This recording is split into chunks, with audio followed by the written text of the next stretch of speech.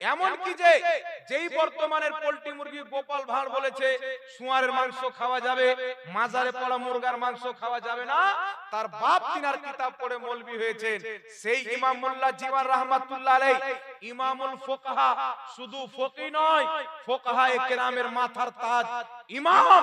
তিনি নিজের কিতাব তাফসিরাতে আহমদিয়া 46 নম্বর পৃষ্ঠা, দারুল উলুম দেওবন্দের ছাপ, ছেপেছে ও পোল্ট্রি মুরগির বাপ। তাফসিরাতে আহমদিয়া যেটা বেইরুত লেবাননের ছাপ, সেই কিতাবের 56 নম্বর পৃষ্ঠা, যেটা দেওবন্দের ছাপ, সেই কিতাবের 46 নম্বর পৃষ্ঠা, ইমাম মোল্লা জীবন ইমামুল ফুকাহা রাহমাতুল্লাহ আলাইহি লিখছেন, এই দেখেন কিতাবটি আমার হাতে রয়েছে, এই কিতাবের 46 নম্বর পৃষ্ঠার মধ্যে তিনি লিখছেন, কি লিখছেন? তিনি লিখতেছেন মুসলমান ওলিদের মুহাব্বতে নাজরানা স্বরূপ ওলিদের দরবারে খাসি নিয়ে যায়, মাজারে মুরগা নিয়ে যায়, জবাই আল্লাহর নামে করে, ইনি বলছেন হালালুন তাইয়্যিবুন, ওটা হচ্ছে হালাল এবং পবিত্র। জোরে বলুন সুবহানাল্লাহ। সুবহানাল্লাহ, সুবহানাল্লাহ। মুসলমানের জন্য হালাল, আর মানুষ রূপী বর্ধমানের শুয়ারের জন্য শুয়ার চাইতে হারাম। যে মানুষ রূপী শুয়ার হবে, ওই শুয়ার মনে করে খাবে না, নাকি বলেন? কিন্তু বিরাদর ইসলাম, দুঃখের কথা হলো এদের নিকটে হালালটা তো হারাম, যেটা হাদিস দ্বারা প্রমাণিত হালাল, ফুকাহায়ে কেরাম বলছে হালাল, এদের নিকটে হারাম। বাপের ইসলাম চালু করেছে, কিন্তু এদের নিকটে হালাল কি? এক মিনিটে শুনে নেন। এই কিতাবটার নাম হচ্ছে ফাতাওয়া রশিদিয়া। কি নাম? চ্যালেঞ্জের সাথে বলছি, একটা হাওয়ালা যদি ভুল প্রমাণ করতে পারে 1 লক্ষ টাকা পুরস্কার দেওয়া হবে। যেটা চোরের শাস্তি, ওটা আমার শাস্তি হবে। একটা হাওয়ালা কোনো মাইলাল ভুল প্রমাণ করতে পারবে না। এই কিতাবটার নাম ফাতাওয়া রশিদিয়া, লেখকের নাম রশিদ আহমদ গাঙ্গোহী, যিনি তবলিগি জামাত বানিয়েছেন। তবলিগি জামাতের প্রতিষ্ঠাতা ইলিয়াস কান্ধেওয়ালি, ইলিয়াসের পীর রশিদ আহমদ গাঙ্গোহী, যিনি দেওবন্দি জামাতকে বানিয়েছেন।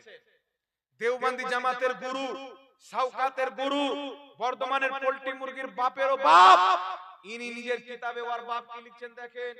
এই কিতাবের আপনার পৃষ্ঠা নাম্বার, এই কিতাবের আপনার পৃষ্ঠা নাম্বার 488। কত নাম্বার পৃষ্ঠা বাবা? 488। 488 নাম্বার পৃষ্ঠার মধ্যে কি লিখছে দেখেন। মাজারে যেটা হালাল, ফুকাহা হালাল বলেছেন, আবু দাউদ শরীফের হাদিস দ্বারা স্পষ্ট হালাল প্রমাণিত, সেটাকে বলছে হারাম। কিন্তু এদের নিকটে হালাল কি দেখেন, 88 নাম্বার পৃষ্ঠার মধ্যে লিখছেন। কিতাবটা ছাপা হয়েছে কোথায় থেকে? কুতুবখানা রাহিমিয়া দেওবন্দ, দেওবন্দের ছাপ। লেখকের নাম হচ্ছে রশিদ আহমদ গাঙ্গোহী, তবলিগি জামাতের প্রতিষ্ঠাতার ওস্তাদ ও পীর, দেওবন্দীদের মাথার তাজ। ইনি কি এই কিতাবের মধ্যে কি লিখছেন? প্রশ্ন করা হচ্ছে, প্রশ্ন सवाल। हिंदुओं के त्योहार होली या दिवाली में अपने उस्ताद या हाकिम या नौकर को खेले या पूरी या और कुछ खाना बतौर तोहफा भेजते हैं, इन चीजों का लेना और खाना हाकिम और नौकर मुसलमान को दुरुस्त है या नहीं? মানে প্রশ্ন করছে, হিন্দুদের দিওয়ালি হোলি বা মন্দিরের প্রসাদ যেগুলো হয়, এইগুলো জিনিস বা আরো অন্য কিছু অর্থাৎ পাঁঠার মাংস, জয়মা কালী বলে যেটা জবাই করা হয়, পাঁঠার মাংস বা মন্দিরে আরো অন্য কোন প্রসাদ যদি কোনো হিন্দু ভাই দিয়ে পাঠায়, তো ওটা লাওয়া খাওয়া ঠিক না ভুল? তো উত্তরে বলছে জবাব দুরুস্ত হে, ওটা খাওয়া সঠিক। মন্দিরের পাঠা খাওয়া ঠিক, মন্দিরের প্রসাদ খাওয়া ঠিক, আর ওলিদের দরবারের খাসি বা মুরগা যেটা আল্লাহর নামে জবাই হয়, ফুকাহা বলছেন পাক পবিত্র হালাল, আর এ বেটা বলছে হারাম। হালালটাকে বলছে হারাম আর হারামটাকে বলছে হালাল। আচ্ছা বলেন তো, মাজারে যে খাসি জবাই করা হয় কার নামে জবাই করা হয়? জোরে বলেন, আল্লাহর নামে। আমার পূর্বে মুফতি সাহেব কিবলা কি বললেন? নবীর নাম নিয়ে জবাই করলো খাওয়া হারাম। ও বাড়িতে যদি নবীর নাম নিয়ে জবাই করে তবুও খাওয়া হারাম, আর মাজারে গিয়ে যদি আল্লাহর নাম নিয়ে জবাই করে খাওয়া হালাল। আল্লাহর নাম নিয়ে জবাই করলে খাওয়া হালাল, আল্লাহ ব্যতীত কারোর নাম নিয়ে জবাই করলে খাওয়া হারাম। জি বেশক। আর এ বলছে কালীর নাম নিয়ে যদি জবাই করে, জয় মা কালী ঢিসু, খাওয়া হালাল। তাহলে কি প্রমাণ হলো? এ বেটাকে পাঁঠার মাংস খাওয়াতে হবে। জি। পার্সাল করে শওকাতের বাড়ি পাঠাইতে হবে, বাপ বাটা দুইজনে খাবে, নাকি বলেন? বেশক। আমার ব্যাপারে বলছে ঝাড়খণ্ডের একটা মুফতি জাহাঙ্গীর বেরিয়েছে, ও উমুক কাটা খাবার খেতে ভালোবাসে, ওই চামড়াটাও দিয়ে দিবি, টেস্টটা বেড়ে যাবে। মুসলমানের খাবার বাচ্চার চামড়া কাটে, ওই চামড়াটাও মাংসতে দিয়ে দিবি, টেস্টটা বেড়ে যাবে। তো চামড়াটা মাংসতে দিলে টেস্ট বেড়ে যাবে, ও বেটা কি করে জানলো? নিশ্চয় খেয়েছে। শাওকাত খেয়েছে, ও খেয়েছে, তাই আর মানুষ হয়ে নাই, নিচটা হাত ত্রিশূল হয়ে গেছে, এটাই মানুষ আছে, পোল্ট্রি মুরগি হয়ে গেছে। আল্লাহ হেদায়েত দান করুক সকল। আমিন। এই দেখেন বই, কিতাবটির নাম হচ্ছে তাজকিরাতুল খালিল, লেখকের নাম হচ্ছে আশিক ইলাহি মির্ঠি, দেওবন্দীদের বড় ইমাম। এই কিতাবের মধ্যে লিখছেন ছাপ কোথায় থেকে? জাকারিয়া বুকডেপো ভিওন্ডি থানা, মহারাষ্ট্র, বোম্বে থেকে তারা চেপেছে, তাদেরই এটা আপনার বাড়ির কিতাব, তাদেরই মৌলবী লেখা কিতাব। এই কিতাবের আপনার পৃষ্ঠা নাম্বার কত? 96 নাম্বার পৃষ্ঠা। এই কিতাবের পৃষ্ঠা নাম্বার 96 এর মধ্যে লিখছে কি বাবা দেখেন, 96 নাম্বার পৃষ্ঠার মধ্যে লিখছে তবলিগি জামাতের প্রতিষ্ঠাতা ইলিয়াস কান্ধওয়ালি সাহেবের নানি, উনার নানির ব্যাপারে লিখছেন বি উম্মি, মানে নানিকে বি উম্মি বলা হয়। बी उम्मी की उम्र तवील हुई और उन्होंने नवासों की औलाद को भी देखा, माने नाती संतान को देखे से। आखिरी उम्र में बसरत और चलने फिरने से माजूर हो गई थी और मर्जुल मौत में 3 साल कामिल साहिबे फराश रहे, मगर न कल्बी व लिसानी जिक्रुल्लाह में फर्क आया और न सब्र रजा पर कज़ा में कमी लाहिक हुई। जिस मरीज को 3 साल मर्ज इमसाल में इस तरह गुजरे कि करवट बदलना भी दुश्वार हो, उसके मुतालिक ये ख्याल बेमौका ना था कि बिस्तर की बदबू धोबी के यहाँ भी ना जाएगी, मगर देखने वालों ने देखा कि गुस्ल के लिए चारपाई से उतारने पर बोतले निकाले गए जो नीचे रख दिए जाते थे, तो उनमें बदबू की जगह खुशबू थी और ऐसी निराली महक फूटती थी कि एक दूसरे को सुंघाता और हर मर्द तो औरत ताज्जुब करता था। चुनांचे बेगैर धुलवाए उसको तबर्रुक बनाकर रख लिया गया। এটা ইবারত করে শুনিয়ে দিলাম, আবি আর অনুবাদ সারমর্ম শুনেন। বলছে ইলিয়াস কান্দাওয়ালি তবলিগি জামাতের প্রতিষ্ঠাতার নানি 3 বছর পর্যন্ত বিছানায় পড়ে থাকলো, মারজে ইমসাল 3 বছর পর্যন্ত বিছানায় পড়ে থাকলো, কন্টিনিউ পেশাব পায়খানা বোতলে, মানে ন্যাকড়াকে বলা হয়, তেনিয়াকে বলা হয়, কি বলেন আপনারা? তেনা, তেনা বলে, তেনা দেয় ওখানে, তেনাতে 3 বছর পর্যন্ত পেশাব পায়খানা করলো। 3 বছর পর যখন মরে গেল, ধোবি ডাকা হলো বের করে ধোয়ার জন্য, তো বলছে বের যখন করা হলো তো ওখানে বন্দর জায়গাতে খুশবু ছিল, আর এমন নিরালি খুশবু, এমন বিশুদ্ধ খুশবু যে মানুষ এক অপরকে সুংহাতে আরম্ভ করলো। সুতরাং ওই ন্যাকড়াগুলোকে না ধুয়ে সবাই নিজের বাড়িতে তাবাররুক বানিয়ে রেখে নিল সকাল সন্ধ্যা চাটার জন্য। ওর নানির বুকে তাবাররুক বানিয়ে রেখে দিল, এটা মাজাক নয়, কিতাবে লিখেছে বাবা। বুকে তাবাররুক বানিয়ে রেখে দিল। ও বেটা যদি কোনোদিন বীরভূমে আসে তো ছোট ছালের গু খাওয়াবে নাকি? বলে মাজারের মুরগা কেন খাবি? তোর বাপ তো গু খাওয়া যায় লিখেছে, তোর বাপ তো পাঠা খাওয়া যায় লিখেছে। তো যার কপালে পাঠা লেখা আছে, যার কপালে পায়খানা লেখা আছে, যার কপালে উটের পেশাব লেখা আছে, ওর কপালে আল্লাহর ওলিদের দরবারের বরকতময় পবিত্র খাবার থাকবে না? বেশক। গু খানে ওয়ালা মাংস খাওয়ার ফজিলত কি বুঝবে? পাঠা খানে ওয়ালা ওলিদের দরবারের হালাল খাবারের ফজিলত কি বুঝবে? এই জন্য বলতে চাই বিরাদর ইসলাম, এদের নিকটে পায়খানা খাওয়া হালাল, এদের নিকটে পাঠা খাওয়া হালাল, এদের নিকটে আপনার মন্দিরের প্রসাদ খাওয়া হালাল, কিন্তু আল্লাহর ওলিদের মাজারের খাসি খাওয়া হারাম, যেটাকে ফুকাহায়ে কেরাম নিজের কিতাবে হালাল লিখেছেন। তাহলে চিন্তা করেন, এরা নবী পাকের দিন প্রচার করে না, ইহুদি খ্রিস্টানদের এজেন্ট হয়ে তারা কাজ করে ইসলামকে ধ্বংস করে মুসলমানদের ঈমান চুরি করতেছে মুসলমান। বেশক বেশক। আল্লাহ হযরত বলেছেন, সোনা জঙ্গল রাত अंधेरी छाई बदली काली है, सोने वालों जागते रहियो चोरों की रखवाली है। बेशक, वाह क्या कहना। আহলে হাদিসদের গুরু ইমাম ওয়াহিদুজ্জামান নিজের কিতাব হাদিয়াতুল মাহদির মধ্যে লিখছে, যেইগুলো পশু পাখির মাংস খাওয়া হালাল, ওইগুলো পশু পাখির পেশাব পায়খানাও হালাল। নাউজুবিল্লাহ বলবেন না। গরুর মাংস খাওয়া হালাল, গরুর পেশাব পায়খানা দুটোই পাক হালাল, উটের পেশাব পায়খানা হালাল, ছাগলের পেশাব পায়খানা হালাল, মুরগা পোল্ট্রি মুরগি যত রকমের পশু পাখির মাংস খাওয়া শরীয়তে হালাল, তার পেশাব এবং পায়খানাও হালাল। আলহামদুলিল্লাহ বলেন, আলহামদুলিল্লাহ বলেন। আল্লাহ ওয়ালিদের মাজারের মুরগা আমাদের নিকটে হালাল, আর মুরগার গু আহলে হাদিসদের নিকটে হালাল। চিন্তা করেন বাবা, এরা হলো গুখোর জামাত, আর আমাদেরকে বলবে কি জিলাপি খোর। তো জিলাপি খাওয়া হালাল না হারাম বাবা? জোরে বলে। হালাল। জিলাপি মিষ্টি হয় না তিতো হয়? মিষ্টি। মায়েশা বলছে ইবনে মাজার হাদিস, মিষ্টি খাওয়া নবীর সুন্নাত। নবী মিষ্টি খেতে ভালোবাসতেন, যেটা নবী ভালোবাসতেন ওটা সুন্নাত। তো মিষ্টি খাওয়া নবীর সুন্নাত, আমরা যদি জিলাপি খাই আলহামদুলিল্লাহ। তোমার বাপ তো পায়খানা খাওয়া জায়েজ লিখেছে, তো জিলাপি খোর হওয়া ভালো, পায়খানা খোর হওয়া ভালো নয়, পাঁঠার মাংস খাওয়া ভালো নয়। এটা আপনা আপনা কিসমত মুকদ্দার বাবা। হালাল জিনিস আমাদের কপালে, হারাম জিনিস তাদের কপালে। তারা হারাম নিয়ে থাকুক, গু পেশাব মুত নিয়ে থাকুক, পাঠা নিয়ে থাকুক, আমরা আহলে সুন্নাত ওয়াল জামাত আউলিয়ায়ে কেরামের পথেই থাকবো। একটু জোরে বলতে হবে সুবহানাল্লাহ, সুবহানাল্লাহ। কথা বুঝতে পেরেছেন কি পারেননি বাবা? জি, কথা ক্লিয়ার হয়েছে? লাস্ট একটা মাসলা বলে বক্তব্য শেষ করে দিব। নামাজের পরে দোয়া এবং সম্মিলিত দোয়া। টাইম অনেক হয়ে গেছে, আর 12টা বেজে গেছে, মানে মানুষেরও 12টা বেজে গেছে, নাকি বলেন? এইজন্য একটা মাসলা বলে শেষ করে দিব। আবার আপনাদের বীরভূমে প্রোগ্রাম আছে ইনশাআল্লাহ, আবার যদি আসি ইনশাআল্লাহ আরো বিভিন্ন রকমের মাসলা মাসাইল আপনাদের সম্মুখে উপস্থাপন করার চেষ্টা করব। ফরজ নামাজের পর কিছু লোক মনে করে দোয়া করা বিদআত। একটা মৌলবি বলছে, বিমল দাসের বেটা, যে ফরজ নামাজের পর আল্লাহর নবী দোয়া করেছেন, তবে হাত তুলে দোয়া করেন। তবে আমার আপনার নবী হাত তুলে দোয়া করেছেন আমার জানা মতে 7টার চাইতে বেশি হাদিস আছে।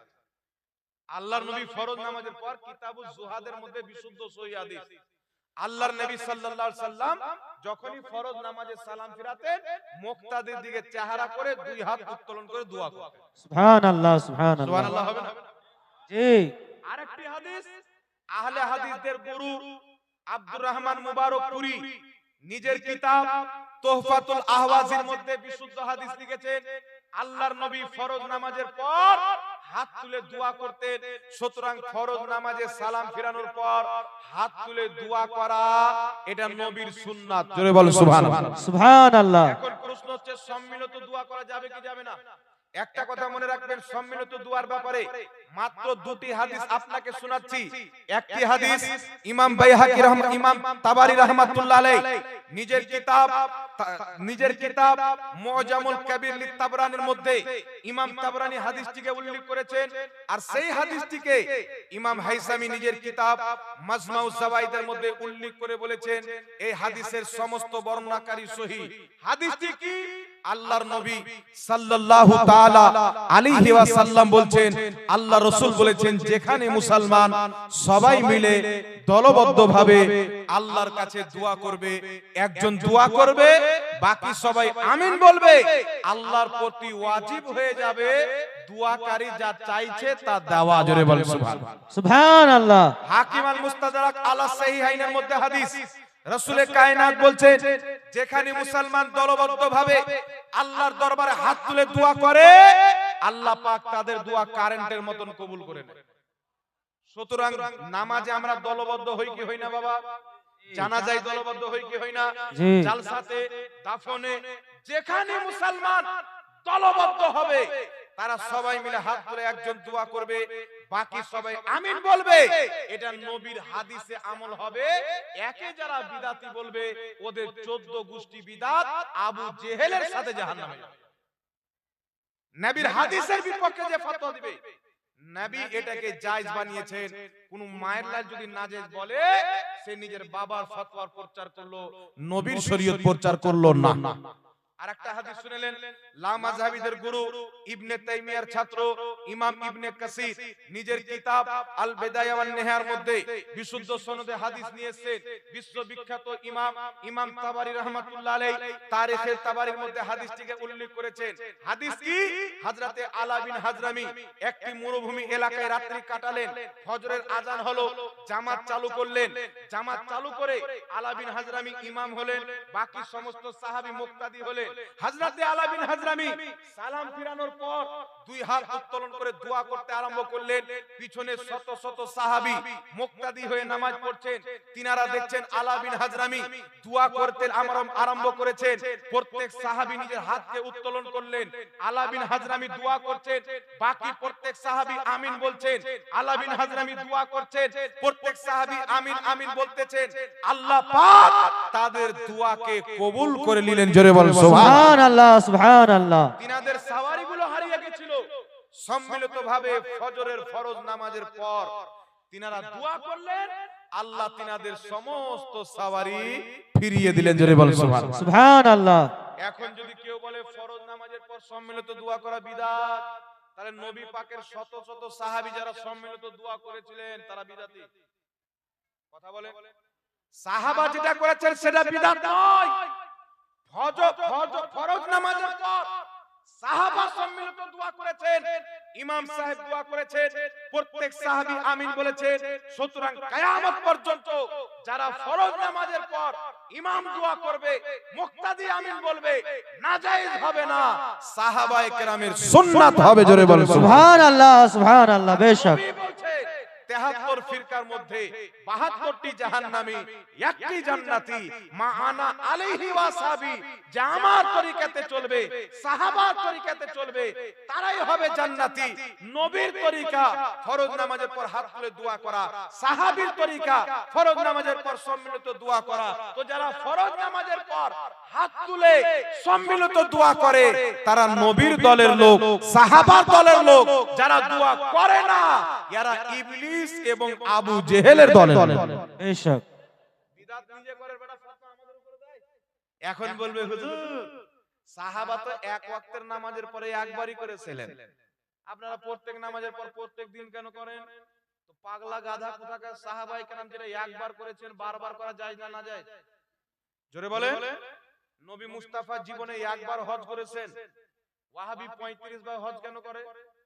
আমার নবী জীবনে একবার আজান দিয়েছেন, বেটা 5 ওয়াক্তের আজান কেন দাও? বলবে হুজুর এর অনুমতি আছে। তো নবী তো অনুমতি দিয়েছেন, যেখানে মুসলমান দলবদ্ধভাবে একজন দোয়া করবে, বাকি সবাই আমিন বলবে, আল্লাহর প্রতি ওয়াজিব হয়ে যাবে দোয়াকারী যা চাইবে তা দেওয়া। জি বেশক আমার নবী অনুমতি দিয়েছেন। এখন যদি বলো ফরজ নামাজের পর করতে বলেছেন, তো ফরজ নামাজের পর নবী বাদ দিয়ে বলেছেন কোন কিতাব আছে দেখা? জানাজা নামাজের পর বাদ দিয়ে বলেছেন দেখাও। আমার নবী আম হুকুম করেছেন, যেই জায়গাতে মুসলমান দলবদ্ধ হবে, সম্মিলিতভাবে দোয়া করা আমার নবী জায়েজ করেছেন।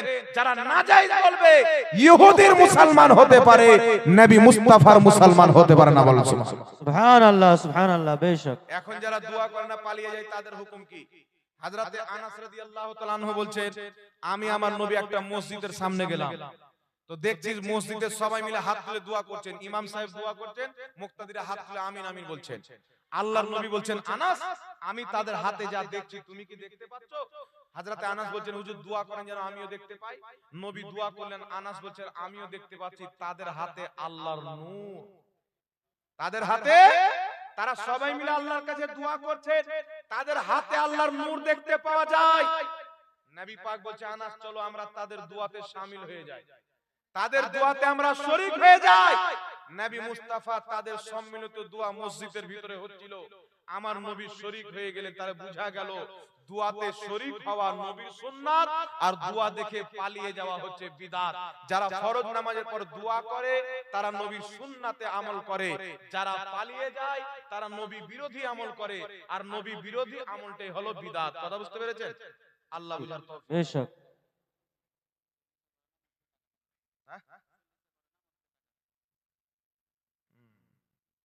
মৃত্যুর পর 40 চাহারম করে না, মসজিদে টাকা দিলে ঠিক কি? চল্লিশা করে না, মানে চল্লিশা চাহরম করে না, টাকাটা মসজিদে দিয়ে দেয়, ওটাই চল্লিশা চাহরম হয়ে গেল। মসজিদে টাকা দিল, এটা ওই সালে সওয়াব। 40 দিন পর 4 দিন পর মানুষজনকে খাওয়া দাওয়া করালো, কোরআন তেলাওয়াত করলো, দোয়া খের করলো, এটা ওই সালে সওয়াব। এটাও জায়েজ, এটাও জায়েজ, আপনি যেটাই করতে পারেন।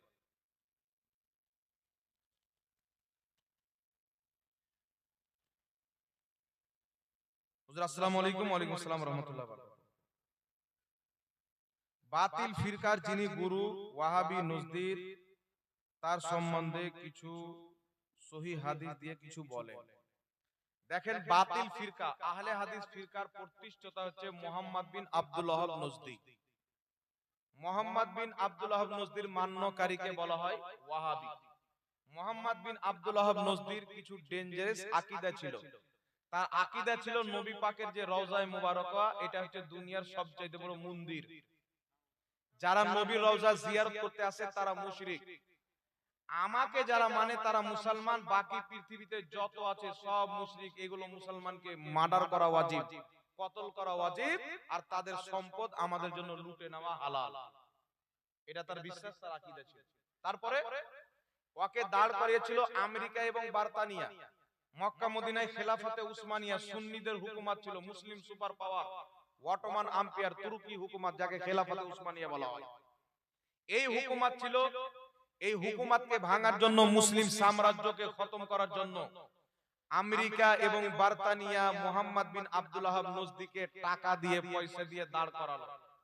আর তাকে দিয়ে আরবিদেরকে গুমরাহ করে হাজারো হাজারো মুসলমানকে, বড় বড় মুহাদ্দিসকে, ইমামকে মক্কা এবং মদিনাতে কতল করলো, মার্ডার করলো। মার্ডার করে তারা মুনাফিক হয়ে মুসলমানদের বহুত বড় খেলাফতে উসমানিয়াকে ভেঙে চুরমাচার করে দিল। তো এই মুহাম্মদ বিন আব্দুল ওয়াহাব নজদি ইংরেজ এবং বার্তানিয়া যেইগুলো ইসলাম লিখে তাদেরকে দিয়েছিল, ওই ইসলাম প্রচার করত। আর তার আকীদাকে মেনে যারা চলে, তার আইডিওলজিকে মেনে, তারা বর্তমানে আহলে হাদিস ওয়াহাবি। মুহাম্মদ বিন আব্দুল ওয়াহাব নজদি এবং মুহাম্মদ বিন সৌদ দুইজনের সাক্ষাৎ করালো আমেরিকা এবং বার্তানিয়া। এরা দুইজনের সাক্ষাৎ করিয়ে বলল, তোমরা যদি খেলাফতে উসমানিয়াকে ভেঙে দখল করতে পারো, তাহলে এই দেশের রাজত্ব থাকবে মুহাম্মদ বিন সৌদের আলো আওলাদের হাতে, আর এই দেশের ধর্ম চলবে ইসলাম মুহাম্মদ বিন আব্দুল ওয়াহাব নজদির আলো আওলাদের ফতোয়া দ্বারা। কথা বুঝতে পারছেন? একজনকে দেশের রাজত্ব, আর একজনকে দেশের আপনার ধর্মের রাজত্ব দিল। তো মুহাম্মদ বিন আব্দুল ওয়াহাব নজদির যারা আলো আওলাদ, এরা যদি বলে যে আল্লাহ 6টা, তো এরা 6টাই মানবে আরবের। কথা বুঝতে পারছেন?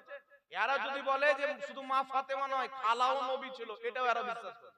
মানে এ যেটা বলে দিবে, ওটাই এরা পুরো দুনিয়াতে প্রচার করবে, তবে ফান্ডিং পাবে, নচেত টাকা আসা বন্ধ হয়ে যাবে, মাদ্রাসা চলবে না। কথা বুঝতে পারছেন? ফান্ডিং এই জন্য দেওয়া হয়, মুহাম্মদ বিন আব্দুল ওয়াহাব নজদির আলো আওলাদ থেকে যে ফতোয়াটা আসবে, সেটা যদি আল্লাহর কোরআনের বিপক্ষে হয়, ওটাই এরা প্রচার করবে। আর তার আকীদা ছিল যে কিয়ামতের ময়দানে নবী কওরির কোনো উপকার করতে পারে না। এই কিয়ামতের নবী উপকার করতে পারে কি পারে না? এটা মুহাম্মদ বিন আব্দুল ওয়াহাব নজদির আকীদা, নবী কোনো উপকার করতে পারে না, কুফরি আকীদা। আর এর ব্যাপারে মিশকাত শরীফের মধ্যে হাদিস, আল্লাহর নবী সাল্লাল্লাহু আলাইহি ওয়াসাল্লাম একদিন দোয়া করছেন, বলছেন, আল্লাহ শাম দেশে বরকত নাজিল করো, ইয়ামান দেশে বরকত নাজিল করো। তো নজদের যারা সাহাবী ছিলেন, যার নাম বর্তমানে রিয়াজ, ওর পূর্বের নাম হচ্ছে নজদ, যার নাম এখন সৌদি আরব, ওর পূর্বের নাম হচ্ছে হেজাজে মুকাদ্দাস, হেজাজ। তো দোয়া করছেন, তো নজদের সাহাবী বলছেন, হুজুর আমাদের নজদের জন্য দোয়া করেন। নবী আমার আবার শাম দেশ ইয়ামানের জন্য দোয়া করলেন, নজদের জন্য দোয়া করলেন না। আবার নজদের সাহাবী বলছেন, হুজুর আমাদের নজদের জন্য দোয়া করেন। আবার নবী একই দোয়া করলেন। আবার যখন বললেন, নবী পাক বলছেন, আমি ওই নজদের জন্য দোয়া করব, এই নজ থেকে শয়তানের সিং বের হবে, শয়তান বের হবে, ঈমান চোর বের হবে, মুনাফিক বের হবে, বেঈমান বের হবে। আর মুহাদ্দিসিনে কেরাম লিখেছেন, ওই বেঈমান হলো মুহাম্মদ বিন আব্দুল ওয়াহাব নজদি, আর ওই বেঈমানের দুটো রূহানি সন্তান, একটা হলো সালাফি আহলে হাদিস, একটা হলো দেওবন্দি তবলিগি। কথা বুঝতে পারছেন কি পারেন না বাবা? এই এই মুহাম্মদ বিন আব্দুল ওয়াহাব নজদীর ধর্মকে মাননেওয়ালা এরা তবলিগি, দেওবন্দি, আহলে হাদিস, ওয়াহাবি, এরই আলো আওলাদ। তো নবী পাক এর ভবিষ্যৎবাণী করেছিলেন, একই এরা আপনার কোরআন হাদিসের দিন মনে করে নিয়েছেন, ওর ফতোয়াকে তারা শেষ ফতোয়া বলে মানে, সুপ্রিম কোর্টের ফয়সালা বলে মানে। এর মান্যকারীকে ওয়াহাবি বলা হয়, যাদের আকীদা হলো কুফরি আকীদা, এদের থেকে নিজের ঈমানকে বাঁচাতে হবে। বুঝতে পারছেন?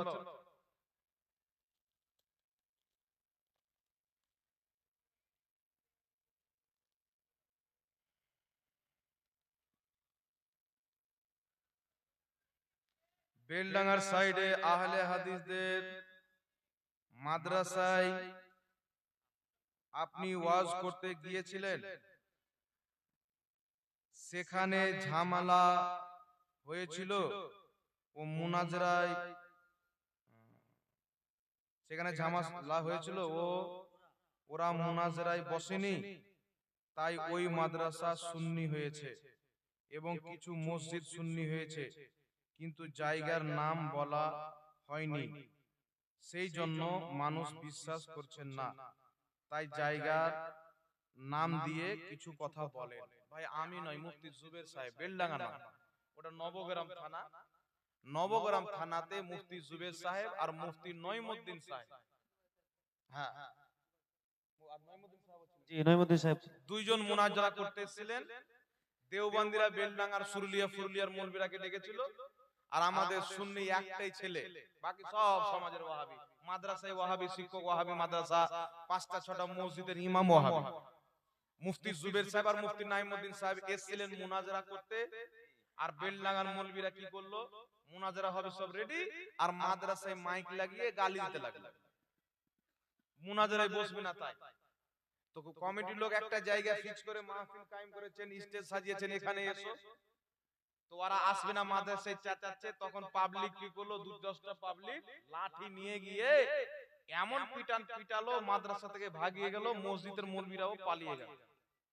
তখন তারপর দিন মিটিং হলো যে এই সমস্ত মৌলবীকে তাড়াও, যে ছেলেটা সুন্নি মুফতি জুবের সাহেব আর নঈমুদ্দিন সাহেবকে নিয়েছিলেন, এই ছেলেটা যাদেরকে রাখবে তারাই এখানে থাকবে। ওনার মাধ্যমে সুন্নি আলিম ভরা হয়েছিল, 5-6টা মসজিদ, একটা মাদ্রাসা, পুরোই সুন্নি হয়েছে। আলহামদুলিল্লাহ। কথা বুঝতে পেরেছেন?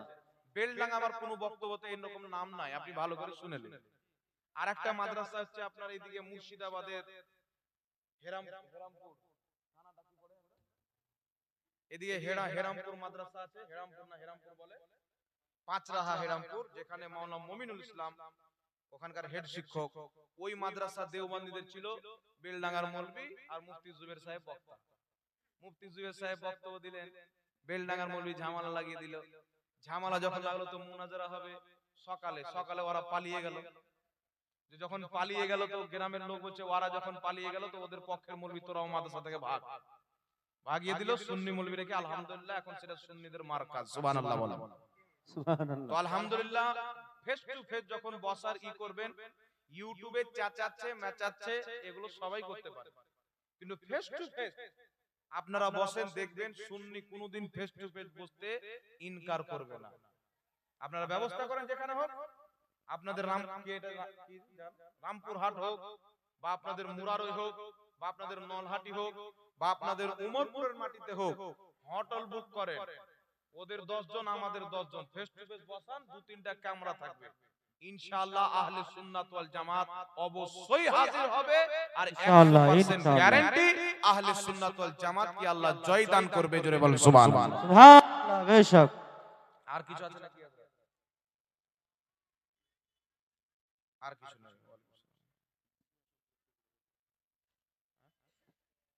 হয়ে গেল তো, অনেক নিয়ে লেগেছে।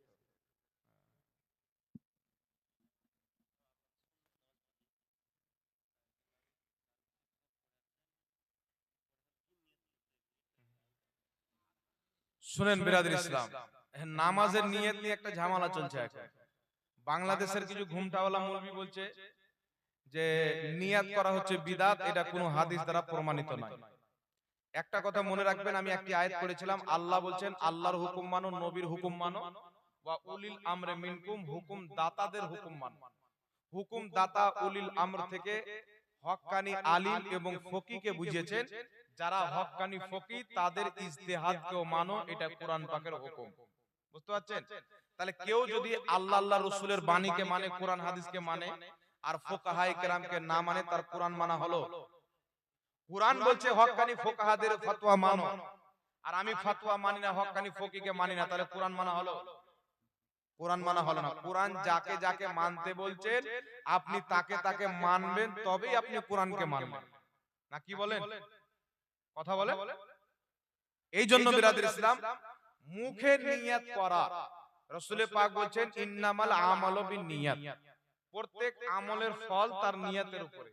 রাসূল পাক বলছেন দুমুখী ব্যক্তিকে আল্লাহ পছন্দ করে না, যার মুখে কিছু অন্তরে কিছু। তাই ফুকাহায়ে কেরাম বলছেন অন্তরের নিয়তটা হলো ফরজ, মুখের নিয়তটা হলো মুস্তাহাব। ইমাম মুহাম্মদ বলছেন, হাজারো বছর পূর্বের ইমাম, তিনি বলছেন মুখের নিয়ত উচ্চারণ করা এটা সুন্নাত বা মুস্তাহাব। ইমাম মোল্লা আলী কারি মিশকাতে সারা মিরকাতের মধ্যে লিখছেন মুখে নিয়ত করা মুস্তাহাব। ইমাম সারাখসি রাহমাতুল্লাহ আলাইহি বলছেন মুখে নিয়ত করা হচ্ছে মুস্তাহাব। কেউ যদি অন্তরের নিয়ত নিয়ে নামাজ পড়ে নামাজ হয়ে যাবে, মুখে যদি উচ্চারণ করে দেয় এক্সট্রা উচ্চারণ করার নেকি বেশি পাবে। কথা বুঝতে পারছেন কি পারেন না? তো নিয়ত কেমন করবেন? এইগুলো নিয়ত যে কিতাবের মধ্যে ফুকাহায়ে কেরাম বয়ান করেছেন, এই নিয়তগুলি করবেন আরবিতে, আর বাংলাতে করলে আর অনুবাদ করবেন। 2 রাকাত নিয়ত করছি আমি ফজরের ফরজ নামাজ, এই ইমামের পিছে মুখ আমার কাবা শরীফের দিকে, আল্লাহর জন্য, আল্লাহু আকবার। নিয়ত হল এই নিয়ত মুখে উচ্চারণ করা মুস্তাহাব। কেউ যদি মুখে উচ্চারণ না করে অন্তরের নিয়তে নামাজ পড়লে নামাজ হয়ে যাবে। কথা বুঝতে পারছেন কি পারেন না? মুখে উচ্চারণ করা যে একটা উত্তম কাজ, সওয়াব, সেটা সে পেল না, আর কেউ যদি মুখে উচ্চারণ করে সেটা পাবে। তাই আমরা আহলে সুন্নাত ওয়াল জামাত বলি অন্তরেরও নিয়ত করেন, মুখেরও নিয়ত করেন, যেন আমাদের অন্তর আর মুখ এক হয়ে যায়। কারণ রাসূল বলছেন যার অন্তর আর মুখ দুই হবে আল্লাহ তাকে পছন্দ করেন। কথা বলছেন, তার জন্য মুখে নিয়ত করা মুস্তাহাব। আর সুন্নাত নামাজ, সুন্নাত তো এই জন্য বলা হয় যে নবী পাক সাল্লাল্লাহু আলাইহি ওয়াসাল্লাম পড়েছিলেন তাই। ইমাম তিরমিজি শরীফের মধ্যে হাদিস উল্লেখ করে বলছেন হাজা হাদিসুন সহিহুন, হাদিসটি হচ্ছে সহিহ। কি হাদিস? নবী পাক জুমার নামাজের পূর্বে, জুমার নামাজের পর পূর্বে 4 রাকাত পড়তেন, পরে 4 রাকাত পড়তেন। হাসান হাদিসও আছে, সহিহ হাদিসও আছে। কিন্তু কিছু মাতাল ঘোড়া মৌলবি বেরিয়েছে, ইহুদির ফান্ডিং খানেওয়ালা, এ বাটা বলছে জোহরের 2 রাকাত পড়ার নেংটি মেরে পালিয়ে যাও। বুঝতে পারছেন? সব জিনিসের কাট। তারাবির নামাজ নিয়ে দিবস মানে আপনার ওই কি বলছে মুনাজারা করছে অনলাইনে, তারাবির নামাজ নিয়ে 8 রাকাত না 10 রাকাত, ওয়াতিও বেঈমানি করছে। মুহাম্মদ বিন ইসহাক বুখারীর বর্ণনাকারী, মুসলিম শরীফে তার হাদিস, বুখারীতে তার হাদিস, তিরমিজিতে তার হাদিস, তার হাদিস বুখারীতে, মুসলিমে, তিরমিজিতে, আর মুনাজারায় বিমল দাসের বেটা বলছে মুহাম্মদ বিন ইসহাক হচ্ছে কাজ্জাব রাবী। মানে মুনাজারাতে জিততে হবে, ঈমান থাক বা না থাক। তো বুখারী মুসলিমের রাবীকে কাজ্জাব বলে দিল মুনাজারাতে। তাই অনলাইনে মুনাজারা করলে এদের ঈমান পর্যন্ত বেচে দিবে জিতার জন্য। বুঝতে পারছেন বাবা? মিথ্যা কথা বলে আপনি খুঁজে বানান। এই জন্য ফেস টু ফেস বসান, দুধ কা দুধ আর পানি কা পানি হয়ে যায়। আর আমরা এনি টাইম রেডি, যতদিন বেঁচে আছি আলহামদুলিল্লাহ রেডি। কেউ যদি বলে হুজুর মুনাজারা করব 1 লাখ টাকা খরচ হবে, আলহামদুলিল্লাহ আমি তাকে 1 লাখ টাকা দেব। দেওবন্দি হোক, লামাজাবি হোক, বসিয়ে দেন। মুসলমান প্রমাণ করতে পারবে না। আমিন ফামিন তো পরের কথা, যেই ব্যক্তির আকীদা ইসলামের আকীদা নয় ওই ব্যক্তি নামাজ নিয়ে পড়বে। তো আকীদার উপরে মুনাজারা। কথা বুঝতে পারছেন কি পারেন না? আল্লাহ পাক বুঝার তৌফিক দান করুন। আরেকটা কথা হচ্ছে, আমরা আহলে সুন্নাত ওয়াল জামাত এখন সবচাইতে বেশি কয়েকটি ফিরকা মানুষের ঈমান ধ্বংস করছে। লামাযহাবী, দেওবন্দি, তবলিগি জামাত সেজে ওদের আকীদা বলে দিলাম। আরেকটি ফিরকা হচ্ছে শিয়া, তারা নিজেকে সুন্নি বলে কিন্তু আসলে শিয়া। তারা হযরতে আলীর সবচাইতে বেশি গুণগান করে, হযরতে আলীকে আবু বকর ওমর চাইতে বাড়িয়ে দেয়। আহলে সুন্নাত ওয়াল জামাতের আকীদা হচ্ছে হযরতে আবু বকর সিদ্দিক 1 নম্বর সাহাবী, 2 নম্বর উমরে ফারুক, 3 নম্বরে উসমান গনি, 4 নম্বরে মাওলা আলী। কেউ যদি হযরতে আলীকে 1 নম্বর মনে করে ওই ব্যক্তি বিদআতি, পথভ্রষ্ট।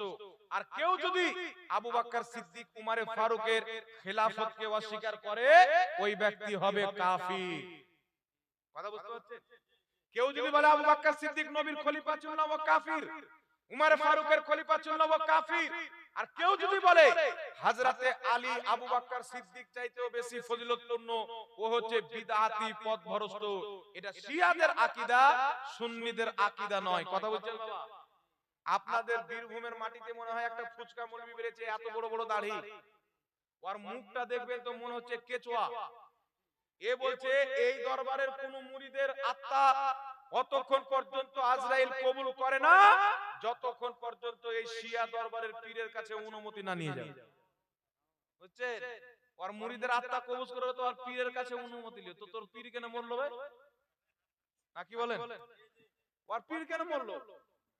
আমার কাছে যদি মালকুল মত অনুমতি নেয় যে আপনার অমুক ভক্তর আত্মা কবুল করছে, আমি বোকা আছি আমার ভক্তকে মারবো?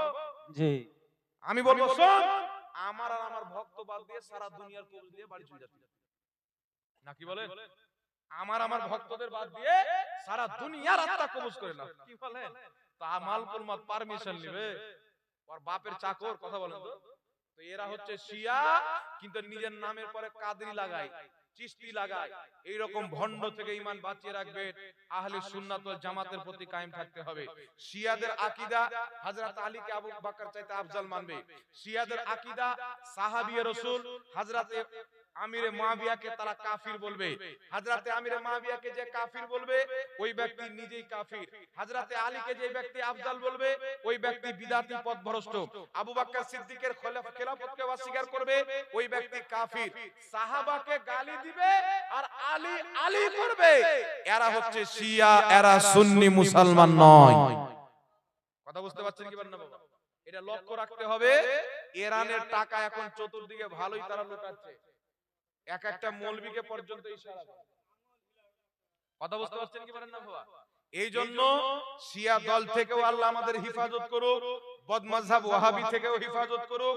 আল্লাহ খাজা মঈনুদ্দিন চিশতির দলে, গওস পাকের দলে, ইমামে হুসেনের দলে, চার ইমামের দলে এবং ইমাম বুখারী মুসলিমের দলে আমাদেরকে কায়েম ও দায়েম রাখুক, যে দলটির নাম আহলে সুন্নাত ওয়াল জামাত। জি। আমরা আহলে সুবহানাল্লাহ। সুন্নাত ওয়াল জামাত এই জন্য বলি, নবী বলেছেন 73 ফিরকার মধ্যে যেটা দল জান্নাতে হবে ওর নাম আহলে সুন্নাত ওয়াল জামাত। তো নবী যেই নাম দিয়েছেন ওটা নাম আমরা মানবো। আহলে হাদিসের গুরু সানাউল্লাহ আমৃতসরি নিজের কিতাব ফাতাওয়া সিরাতে সানাবিয়ার প্রথম খণ্ডের মধ্যে লিখছে যে আহলে হাদিস নাম আমরা ইংরেজদের পাও ধরে বললাম ওয়াহাবি নামটা আমাদের চেঞ্জ করে দাও। তো ইংরেজরা বলেছিল যাও আজ থেকে ওয়াহাবি নাম চেঞ্জ করে তোমাদেরকে আহলে হাদিস নামটা দিয়ে দিলাম। তো আহলে হাদিস নাম এটা ইংরেজরা দিয়েছে, ভারতে যারা ইংরেজ হুকুমত করছিল তারা। আর আহলে সুন্নাত নাম দিয়েছেন মুহাম্মদ রাসূলুল্লাহ। জোরে হবে না সুবহানাল্লাহ? তো যাদের নামটাই ইংরেজদের নাম ওরা সঠিক পথ হতে পারে? যাদের নামটাই ইংরেজ দিয়েছে ওরা সঠিক হতে পারে? কোনদিন সঠিক নয়। এরা হচ্ছে বেঈমানের দল। আল্লাহ হেদায়েত দান করুক। সকলে বলেন আল্লাহুম্মা আমিন। আল্লাহুম্মা আমিন।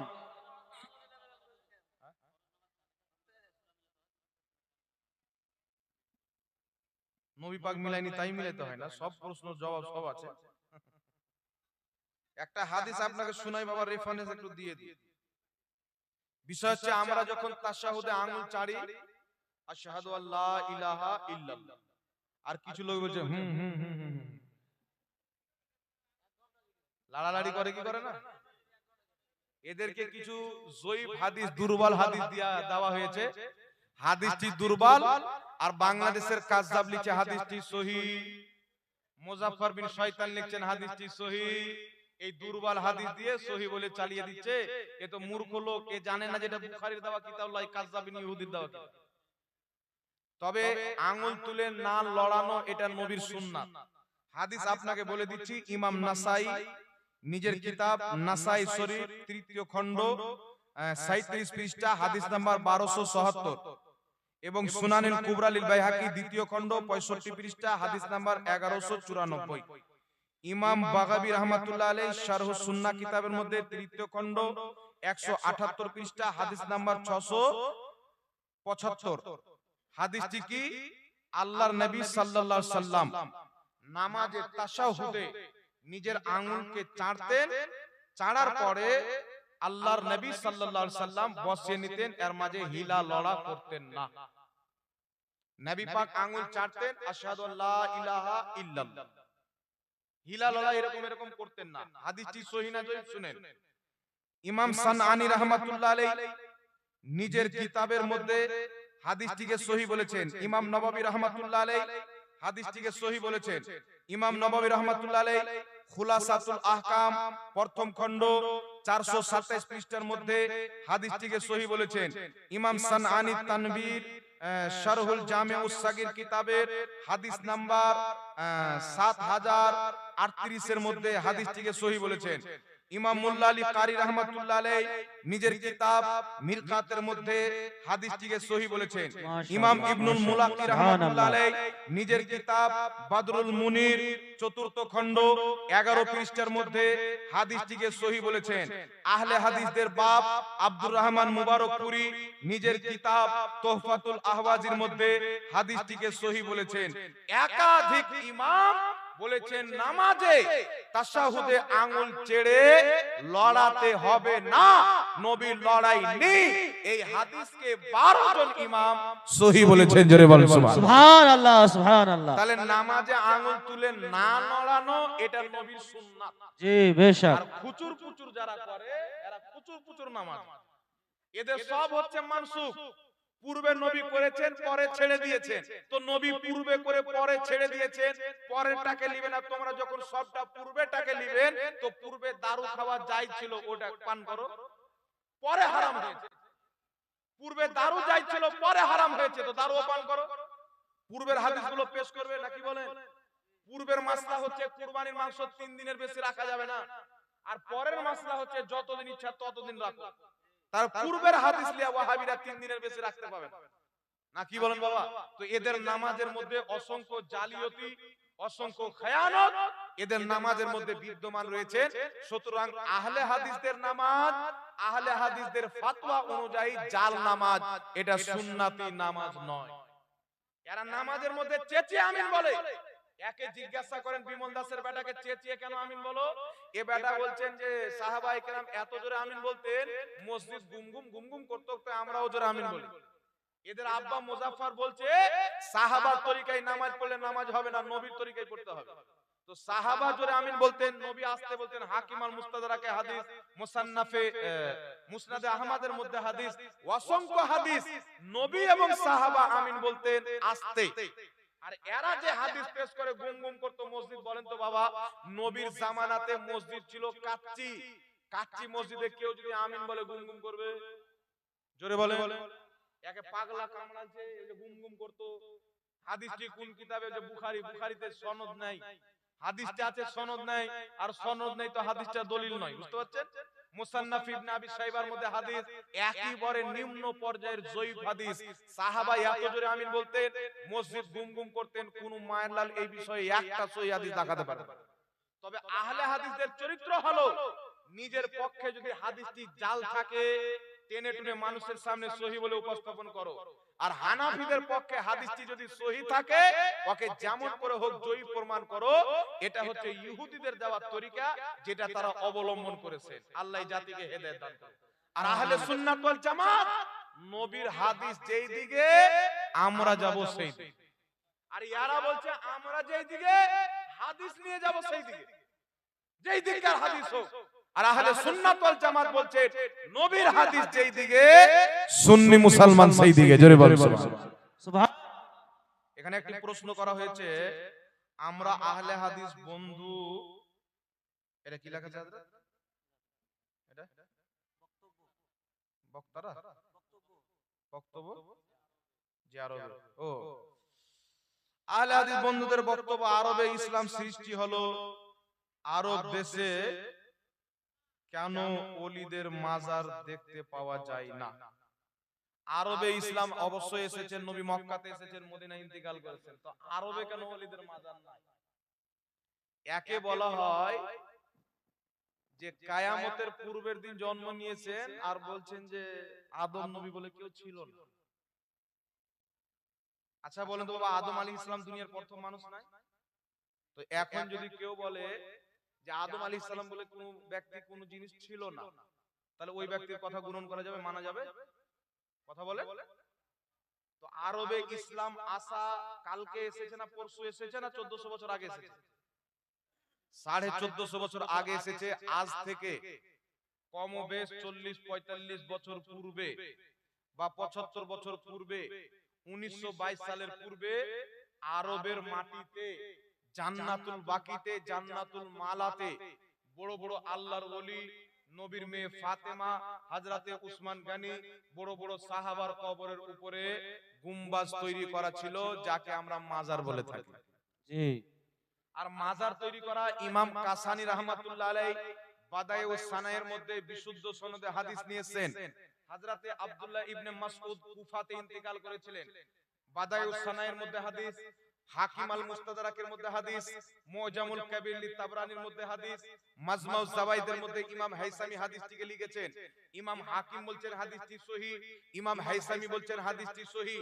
হযরতে আব্দুল্লাহ ইবনে আব্বাস কুফাতে ইন্তিকাল করলেন, উনাকে দাফন করা হলো, 4 তাকবীরের নামাজ পড়া হলো, জানাজার নামাজ পড়ার পর উনাকে দাফন করা হলো। দাফন করার পর উনার কবরের উপরে গুম্বাজ তৈরি করা হলো। সুবহানাল্লাহ। সহিহ হাদিস। আব্দুল্লাহ ইবনে মাসউদের কবরের উপরে সাহাবায়ে কেরাম নিজেই গুম্বাজ বানিয়েছে। তাহলে গুম্বাজ বানানো জায়েজ না নাজায়েজ? জোরে বলেন। জায়েজ। গুম্বাজ বানানো জায়েজ না নাজায়েজ? হযরতে হাসান মুসান্নার কবরে তাবু খাটানো হয়েছিল, ফাতেমা সুরা তাবু খাটিয়েছিলেন। বুখারীর তালিকে হাদিস রয়েছে। তো সহিহ হাদিস দ্বারা প্রমাণিত সাহাবায়ে কেরাম এক অপর সাহাবায়ে কেরামের কবরের উপরে কাঠের আপনার তাবু খাটিয়েছেন বা গম্বুজ বানিয়েছেন। সুতরাং তার কারণে ফুকাহায়ে কেরাম, মুহাদ্দিসিনে কেরাম নিজের কিতাবের মধ্যে, যেমন ইমাম কাসানি বাদায়ুস সানায়ের মধ্যে লিখছেন, আল্লাহর নেক বান্দাদের কবরের উপরে গম্বুজ তৈরি করা যায়। মক্কা শরীফের ইমাম ইসমাইল হাক্কি তাফসিরে রুহুল বায়ানের মধ্যে লিখছেন, আল্লাহর ওলিদের কবরের উপরে গুম্বাজ তৈরি করা যায়। ইমামুল ফুকাহা ইমাম ইবনে আবিদিন শামী ফাতাওয়া শামীর মধ্যে লিখছেন, আল্লাহর নেক বান্দাদের কবরের উপরে গম্বুজ তৈরি করা যায়। জায়েজ। সুবহানাল্লাহ। জান্নাতুল বাকিতে 1922 সালের পূর্বে জান্নাতুল বাকিতে ওলিদের কবর আছে, সাহাবার কবর আছে, ইমামের কবর আছে, তাবিঈনদের কবর আছে। তিনাদের কবরের উপরে 700 800 1000 বছর পর্যন্ত গম্বুজ বানা ছিল। তখন কি ইসলাম ছিল না? কথা বলে। তখন 10 লক্ষ হাদিসের হাফিজ, 5 লক্ষ হাদিসের হাফিজ, 2.5 লক্ষ হাদিসের হাফিজ, 3 লক্ষ হাদিসের হাফিজ, বড় বড় ইমাম যখন মক্কা মদিনাতে ছিলেন, তারা মাজারের উপরে গম্বুজ বানিয়েছিলেন হাজারো বছর পর্যন্ত, 700-800 বছর পর্যন্ত সেখানে মাজার ছিল। ভাঙার বয়স হচ্ছে 70-80 বছর। তাহলে তখনকার ইসলামটা বেশি সুন্দর না এখনকার ইসলামটা বেশি সুন্দর? তখন নবীর গোলাম ছিল, এখন আমেরিকার গোলাম আছে। এখন ডান্স হচ্ছে। মক্কা মদিনায় যেটা হলো ওটা জায়েজ নয়। কলকাতার ভেড়া বলছেন মক্কায় নবী জন্ম নিলেন, মদিনায় ইন্তিকাল করলেন, মক্কা মদিনায় ইমাম নাই, মিলাদুন নবী নাই। আর বাঙালের লোক বুঝে নিল তো মক্কা মদিনার রাজধানী আপনার কি জায়গাটার নাম হযরত? রিয়াজ। রিয়াজে সিনেমা হল উদ্বোধন করার জন্য সালমান খান আর শিল্পা শেট্টি ভারতের নায়িকাকে ডেকে সিনেমা হল উদ্বোধন করলো, সারা রাত্রি উলঙ্গ ডান্স করালো। তাহলে ওই মৌলবীর কর্তব্য তার শ্বশুর শাশুড়িকে ডান্স করা। তাহলে এখানকার কমিটির সাথে আলোচনা করব, ভাই 1 বছর জালসা দিয়েন না, ওর শ্বশুর শাশুড়িকে ডেকে ডান্স দেন, গান দেন, পরে একটা পীর সাহেব ডেকে তওবা দিল্লাহ করেন না, কি বলে? তো মক্কাতে হইলি জায়েজ হবে না। মক্কাতে আবু জেহেল ছিল, মক্কাতে আবু বকরও ছিল। তো মক্কাতে হাজারো বছর, গুগলে গিয়ে চেক করবেন, পুরাতন জান্নাতুল বাকি পেয়ে যাবেন। আল্লাহর নবীর সাহাবী ওলিদের কবরের উপরে গুম্বাজ তৈরি করা ছিল। আমেরিকা এবং ইসরায়েল ইহুদিরা ওয়াহাবিদেরকে টাকা পয়সা দিয়ে তারা ভাঙালছে। কারণ আমার আপনার নবী যখন জান্নাতুল বাকিতে ইহুদিদের কবর ছিল, আলীকে বলেছিলেন, আলী যাও, যত উঁচু পাক্কা মূর্তিওয়ালা কবর আছে ভেঙে দাও। ইহুদিদের কবর নবী ভেঙেছিলেন। 1450 বছর পর নবীর সাথে ইহুদিরা ওয়াহাবিকে দিয়ে বদলা নিল। কথা বুঝতে পারছেন কি? কিন্তু আমার নবী যে কবর ভাঙতে বলেছিলেন মুশরিকদের কবর। ইমাম ইবনে হাজার আসকালানী বুখারী শরীফের সারা ফাতহুল বারীর মধ্যে লিখছেন, নবী যাদের কবর ভাঙতে বলেছিলেন সেই কবরগুলো ছিল মুশরিকদের, কাফিরদের কবর। এই হাদিসকে নিয়ে কোন মুসলমানের কবর ভাঙা জায়েজ নয়, হারাম। কথা বুঝতে পারছেন? কিন্তু ওয়াহাবি কাকে বলে? হাদিস পড়বে নবীর, ব্যাখ্যা করবে বাপের, এর নাম হলো ওয়াহাবি। ওয়াহাবি আর ইহুদির মধ্যে কোনো তফাৎ নাই। ইহুদির চাইতে নিকৃষ্ট জঘন্য হচ্ছে ওয়াহাবি। এই জাতির মধ্যে কোনো ইমাম নাই। এরা হচ্ছে জুলখাইসার মতন মুনাফিক, ওয়ালিদ বিন মুগীরার মতন গুস্তাখে রাসূল। এরা এমন নিকৃষ্ট লোক। আজ থেকে কিছুদিন পূর্বে বাংলাদেশের একটা বিশুদ্ধ দরবার, যেই দরবারে কোনো মাজার নাই, সাজদা করা হয় না, মাথা ঠুকা হয় না, এই দরবারের একটা জুমা বড় মসজিদে ঢুকে ওয়াহাবিরা আগুন দিয়ে কোরআনকে জ্বালিয়েছে, বুখারী মুসলিমের হাদিসকে জ্বালিয়েছে। কত বড় খ্রিস্টানের দলেরা দেখেন, কত বড় দাড়ি টুপিওয়ালা শয়তান। এরা মসজিদে ঢুকে আগুন জ্বালিয়ে কোরআন পাককে জ্বালিয়েছে। বাবা, কোরআন পাক কি দোষ করেছিল বাবা? জোরে বলেন, কোরআন পাক কি দোষ করেছিল? এই জন্য বলি বাবা, দুনিয়াতে যত কাফির আছে, হিন্দু থেকে নিয়ে ইহুদি খ্রিস্টান পর্যন্ত, এই সমস্ত কাফিরকে আল্লাহ জাহান্নামে দিবে। জাহান্নামের তাবকা আছে। তবে ওয়াহাবি দেওবন্দি নামের যারা কাফির আছে, এদেরকে আল্লাহ সবচেয়ে জঘন্য তাবকাতে দিবে। কারণ এরা মুসলমান সেজে মুসলমানদের ধর্মকে নষ্ট করে, তাদের ঈমানকে নষ্ট করে। এদেরকে সবচাইতে বড় সাজা হবে। আর এদেরকে কোরআন পাকে বলা হয়েছে মুনাফিক, আর কাফির চাইতে জঘন্য হচ্ছে মুনাফিক। এরা মুসলমান নয়। যদি মুসলমান থাকতো, বাংলাদেশের মুর্শিদপুর দরবার শরীফে মসজিদের মধ্যে আগুন লাগিয়ে কোরআনকে পোড়াতো না, মসজিদে আগুন লাগাতো না, বুখারী মুসলিমের হাদিসকে পোড়াতো না, ওই দরবারের সমস্ত গরু ছাগলকে চুরি করে নিয়ে যেত না। এরা খ্রিস্টানের চাইতেও খারাপ। এখন বাবরি মসজিদ ভাঙার পরে আপনার কি জায়গাটার নাম সাম্ভালের মসজিদে এখন হাত দিয়েছে হিন্দুবাদী আতঙ্কবাদীরা, ভাগওয়া আতঙ্কবাদীরা হাত দিয়েছে। এই ভাগওয়া আতঙ্কবাদের মধ্যে আর লামাযহাবির মধ্যে কোনো তফাৎ নাই। এরা ভারতে মসজিদে আগুন লাগাচ্ছে, আর তারা বাংলাদেশের মসজিদে আগুন লাগাচ্ছে। এ বাংলাদেশ তাই বেঁচে আছে, যদি ভারতের কোন সুন্নি মসজিদে চলে আসে, এক একটার এমন বাতাস বের করা হবে বাবা, চাটনি করে পিষে দেওয়া হবে। বর্ধমানের পোল্ট্রি মুরগি বলেছিল, তোমাদের যত মাজারের গম্বুজ আছে সবের মুন্ডি ভেঙে দেব। তো পোল্ট্রি মুরগিকে বলেছিলাম, তোমার বাপের বয়স মনে হয় 80 বছর হয়ে গেল, তোমার বাপ কি ছিলে নিয়েছে মাজারে, আর তুই কি ছিলে নিবি? তোর হিম্মত যদি থাকে, দাতা আলী মাহবুব শাহ রহমাতুল্লাহ এর মাজার পাথর চাপড়ি চলে এসো। যদি ওখান থেকে তোমাকে ঘুরে যেতে দিয়ে দেয়, তাহলে জাহাঙ্গীর জীবনে বাংলাতে বাস করবে। মাজার ভাঙতে আসবে, তোমার পিছে চাটনি চাটনি করে দেওয়া হবে। আর আমি চ্যালেঞ্জ করছি, কোন দেওবন্দি শওকত মৌলভীর পক্ষের যদি বাপের বেটা থাকে, বুকের পাটা শক্ত থাকে, দম যদি থাকে, অফলাইনে তো অফলাইনে, অনলাইনে তো অনলাইনে চলে এসো। আমি প্রমাণ করব, হাদিস ও মুহাদ্দিসের দৃষ্টিতে ওলিদের মাজারের উপরে গুম্বাদ তৈরি করা ইসলামে জায়েজ আছে। জোরে বল সুবহানাল্লাহ। সুবহানাল্লাহ, তাকবীর, নারায়ে রিসালাত, মাসলাকে আলা হযরত, মুনাজির আহলে সুন্নাত। যদি থাকে তাহলে চলে আসবে, শওকতর বেটাকে পাঠিয়ে দে, বসুক। তারাও নিজেকে হানাফি বলে, আমরাও নিজেকে হানাফি বলি। কুরআন, হাদিস, ইজমা, কিয়াস, হানাফি মাযহাবের আলোতে মাজারের উপরে, ওলিদের কবরের উপরে গুম্বাজ তৈরি করা জায়েজ, এটা আমরা প্রমাণ করব। নাজায়েজ তারা প্রমাণ করবে। যদি জায়েজ প্রমাণ না করতে পারি, জুতোর গলা মালাই দিয়ে গোটা মুর্শিদাবাদ ঘুরে বাড়ি যাব। আর যদি জায়েজ প্রমাণ করে দিই, তাকে তওবা করে মেনে নিতে হবে, আর স্বীকার করতে হবে আহলে সুন্নাত ওয়াল জামাতই হলো সত্য জামাত। জোরে বল সুবহানাল্লাহ। বেশক, সুবহানাল্লাহ। এই জন্য বাবা, মক্কা মদিনাতে ইসলাম কালকে আসেনি, 1450 বছর পূর্বে এসেছে। 1450 বছরের পূর্বের ইসলাম, ওলিয়া উলিয়াদের মাজারে গুম্বাদ তৈরি করা যায়। আর ওয়াহাবিদের 100-150 বছরের ইসলাম নাজায়েজ। 100-150 বছরের ইসলামটাই নাজায়েজ। 1450 বছর পুরাতন ইসলাম, আহলে সুন্নাত ওয়াল জামাত, সুন্নি জামাত, এটাই হচ্ছে নাজাত প্রাপ্ত দল। বল সুবহানাল্লাহ। আরেকটি প্রশ্ন করেছেন, আজান দিতে হলে দাড়ি থাকা জরুরি? যদি বিনা দাড়িওয়ালা লোক আজান দেয়, আজান হয়ে যাবে, তবে আজানটা ফিরিয়ে নেওয়া হচ্ছে মুস্তাহাব। তারপরে কি লেখা আছে, দেখেন তো একটু কি লেখা আছে।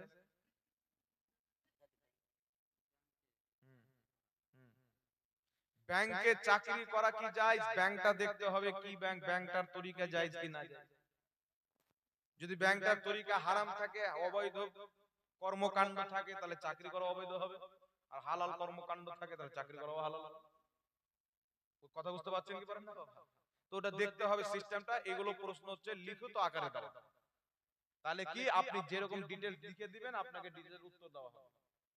ব্যাংকের চাকরি, আমাদের ভারতে যে সরকারি ব্যাংক আছে এই ব্যাংকে চাকরি করা অবশ্যই যায়। মুসলমান চাকরি করে, করে কি করে না বাবা? জোরে বলেন, করে কি করে না? এই ব্যাংকে চাকরি করা যায়। আর কিছু গ্রামগঞ্জের ব্যাংক আছে, গ্রুপ লোন সুদের ব্যবসা চলে, এই ব্যাংকে চাকরি করা যায় ভাই। এর খাতা কলমে লেখাও হারাম, এর হিসাব করাও হারাম। কথা বুঝতে পারছেন কি পারেন না বাবা? তো এই কোন ব্যাংক আছে যাতে চাকরি করা যায়, আবার কোন ব্যাংক গ্রামগঞ্জে মহিলাদেরকে ঠগার গেনে খুলে রেখেছে, এইগুলো ব্যাংকে চাকরি করা যায় না।